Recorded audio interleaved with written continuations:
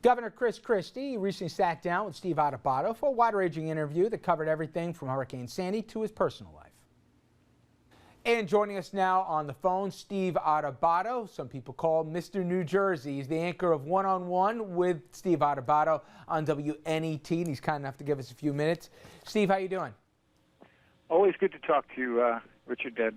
Belated Happy New Year. Absolutely, right back at you. And you had a very nice, expansive interview with Governor Christie, and I want to get into a few of the things, but in keeping with what we've been talking about tonight, specifically gun control, with both what the president said and what the national dialogue has been, it was very interesting what Governor Christie has said on the subject as recently as today, which is, yes, there is the gun component to it, but he also says that we have a violence problem in this country, and in many ways you kind of get a preview to how he's going to, if he has national aspirations, and I know a lot of people, including myself, think he does, how he's going to kind of navigate to seem as both a moderate but also not turn off conservatives, and he's wrestled with this, I think, pretty successfully, really, since he's come into office, hasn't he?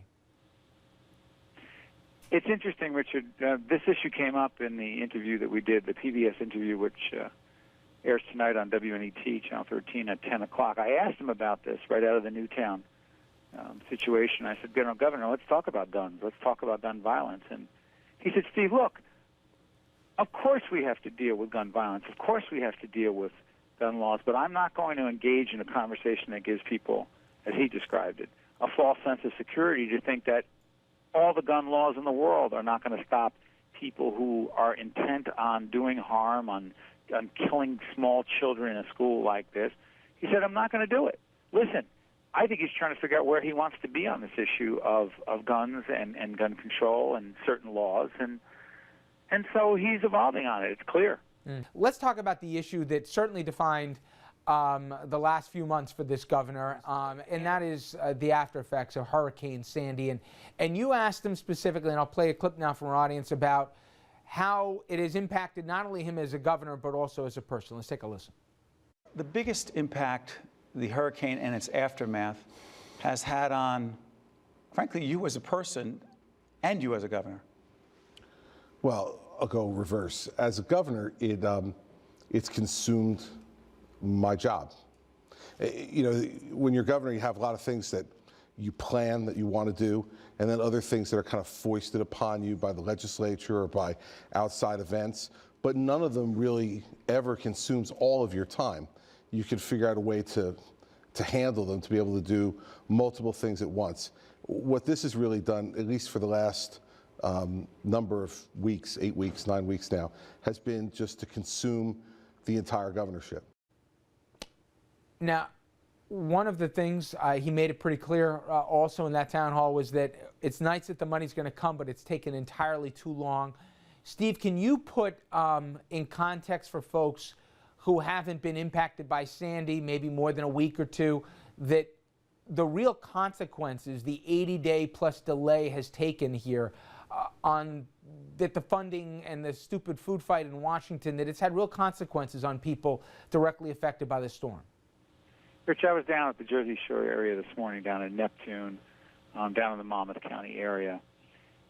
And I've got to tell you, I was at a hospital, Meridian Hospital, and over 300 of their employees have lost their homes. They're a multiple hospital system, over 300 employees. Listen, we have a summer home that took a hit. That's nothing. It is nothing compared to people who have lost their homes, lost their business. And so it's really, really difficult for us to grapple and understand, grasp what they're really talking about. My fear, Rich, is that that money doesn't get as quickly as it needs to get into the hands of business owners and of homeowners. You know, one of the things, and we saw in the approval ratings of this governor, Governor Christie, of course, is that his popularity crosses lines here, not just Republican and Democrat, even African Americans. Their approval rating, I think, caught a lot of people by surprise. And I think part of it is attributed that he can poke fun at himself. He certainly can take himself seriously, but he can make fun of himself, but he can also tell a good story. And he did just that for you when he was talking about George Clooney in an event and he and his wife were having a back and forth about whether Clooney would actually come by. Let's play that clip here. It's a good story. George Clooney's at the next table, gaggle of women around him. Mary Pat walks up to our table. She's trying to inch her way in to go see him. I said, don't do that. Don't insult yourself. Sit down at the table here, and I guarantee you before dinner's over, George Clooney will come over to say hello to me. And she said to me, you are crazy. And I said, no, I'm not. She goes, I said, let's make it interesting. And she said, how much? I said, $20. She said, okay. We shook. We bet $20. Right after the salad course, I'm looking over at the table, and George Clooney looks at me. So I nod at George Clooney, and I see him take his napkin off his lap and throw it on his plate. I'm like, I am in. He gets up from the table, walks around, he gets within about 10 yards of me, and he says out loud, my favorite Republican in America. And I said to him, Mr. Clooney, he said, please call me George. Oh, of course. And why wouldn't I? And so I said to him, George, can you do me a favor? I'm going to call my wife over here. You got to make a big deal over her. And he said, what's her name? I said, Mary Pat. Great. So I said, Mary Pat, come on over. And she's like shaking her head like, I cannot believe I lost $20 to this guy. She comes walking over, and he goes right up to her and says, Mary Pat. She goes, Mr. Clooney, goes, and he grabs her hand, shakes her hand, and he starts with his left hand, stroking her forearm. And he says, Mary Pat, I have to tell you, I've watched your husband on television, and he's so natural and authentic. And you know what I said to myself? He's got to have a loving woman at home to be that natural. She was like, she melted out of her dress. That's good stuff. By the way, that was at the Washington Correspondents' Dinner, Rich. I know you know that event well. Yeah. I mean, it's perfect. Yeah. And all true. I always said he's one of the most underestimated electeds. I'm talking about Christie, and for many people, he may have surprised them. I wasn't by how he's handled the aftermath of Sandy, but he's a disarming guy. But I can tell you the love affair maybe does not extend on the Democratic side to one Mayor, Cory Booker, and Senator Frank Lautenberg. It's been an open secret for people who follow politics. These two didn't like each other beforehand, and Lautenberg couldn't stand some of the moves that Booker tried to do when Torricelli's seat opened up here to try and get in on that. And it's only doubled down here with Booker making an open play here before Lautenberg goes quietly into the good night. How does this whole thing play out? And I'm not exaggerating how much these two can't stand each other, right? Mr. French, let me just say this. The Senator Lautenberg, and the Mayor, Cory Booker, will not be holding hands singing Kumbaya anytime soon. They hate each other. And Cory Booker, who is, an up-and-coming star and opted not to take on Governor Christie because, frankly, he didn't want to lose. And I'm also not convinced he did not want to have a chief executive's job that's even tougher than the job that he has right now being mayor. He thought he could take on the old man. He thought he could take on an 88-year-old United States senator and beat him. The problem is he was supposed to wait, Richard. Yeah. He was supposed to wait just a little bit, show a little bit of respect.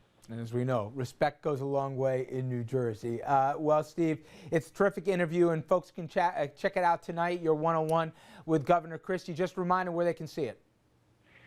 10 o'clock tonight on WNET, Channel 13. That is the TBS flagship across the country. It is a fun interview. It's not just about politics and policy. It's about, he talked about his Springsteen love affair. He talked about his Saturday Night Live appearance. But we also talked about politics, policy, and growing up in a family with an Irish father and a Sicilian mother. And Richard, I promise you, it is entertaining and funny in an hour that'll go by very quickly. Absolutely. Hey, Steve, as always, thanks for a few. I appreciate it. Great. I love your show every night, Richard. Thank you. You too. All right, we're going to be right back. Stay with us.